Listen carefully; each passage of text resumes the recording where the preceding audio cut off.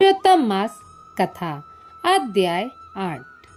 सूत जी कहने लगे कि हे तपोधनो, भगवान विष्णु जी और श्री कृष्ण जी के वचन सुनकर नारद अत्यंत प्रसन्न हुए, परंतु प्रश्न करने लगे।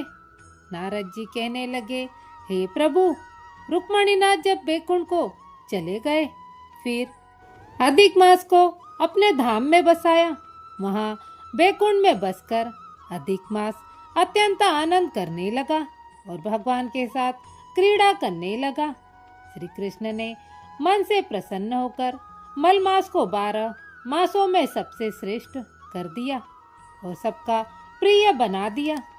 इस प्रकार भक्तवत्सल भगवान युधिष्ठिर और द्रौपदी को कृपा से देखते हुए अर्जुन से बोले, हे राजसी, दुख में डूबे होने के कारण तुमने तपोवन में आए पुरुषोत्तम का आदर नहीं किया और वृंदावन चंद्र का प्रिय मास आपके वन में रहने से अनजाने चला गया।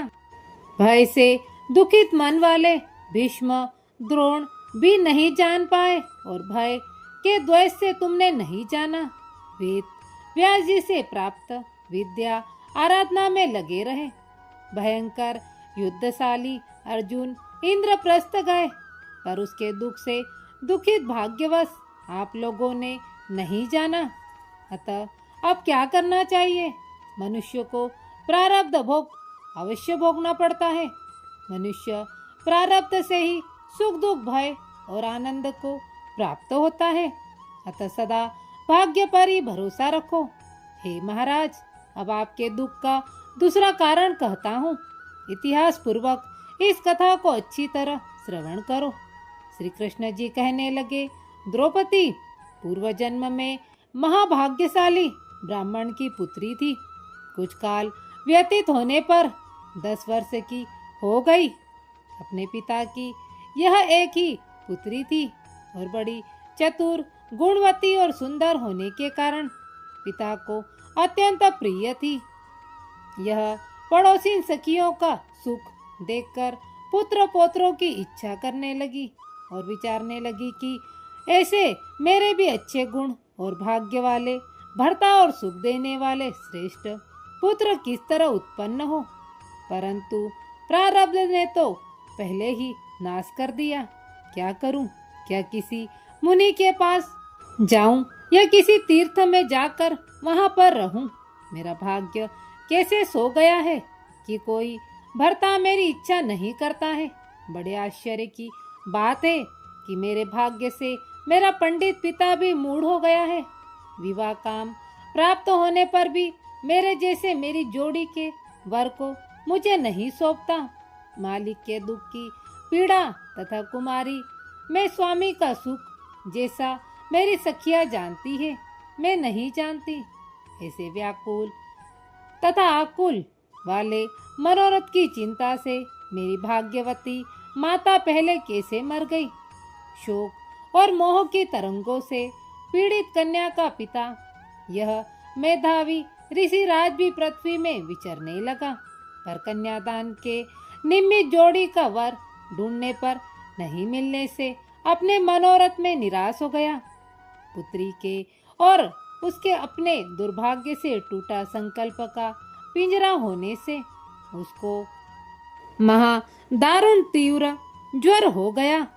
तब वह ऋषिराज सब शरीर में अतिशूल होने के कारण व्याकुल हो गया और श्वास पर श्वास से युक्त होकर लौटता गिरता घर आकर गिर पड़ा। जैसे मदिरा पान करने से मूर्छा को प्राप्त हो जाता है, और अपनी पुत्री का स्मरण किया। जब तक पुत्री भय से व्याकुल होकर अपने पिता के पास आई, तब तक वह मरने के सदृश हो गया।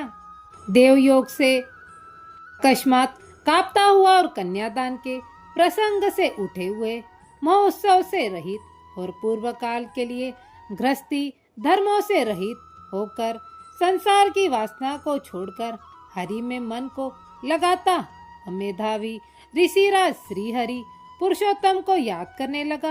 हे श्री कृष्ण, हे गोविंद, हे हरे, हे मुरारे, हे राधेश, हे दामोदर, हे दीनानाथ, हे ऋषिकेश्वर, आपको नमस्कार करता हूँ।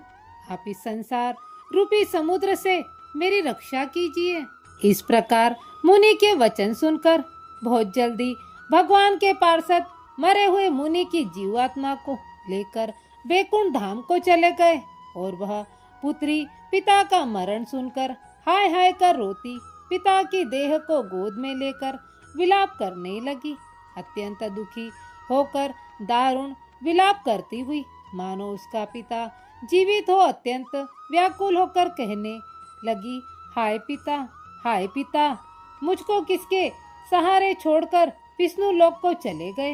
हे तात, अब मैं बिना पिता के किसके पास रहूंगी? न मेरे भाई है न कोई कुटुंबी, मेरी तपस्विनी माता भी नहीं है जो मेरे भोजन तथा वस्त्रों की चिंता करती। अब इस दशा में मैं भी मर जाऊंगी, जीने से अब क्या काम है। उसे इस प्रकार बारंबार रोते और विलाप करते हुए सुनकर उस मन के विचार कहने लगी।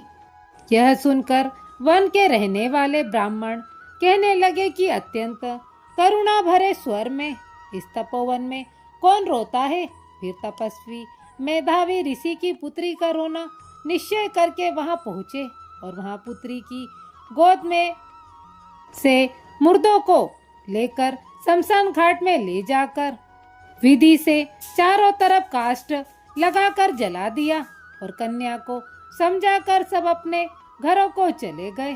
और कन्या ने धैर्य धारण कर यथाशक्ति खर्च करके अपने पिता को औधर्व देही क्रिया की।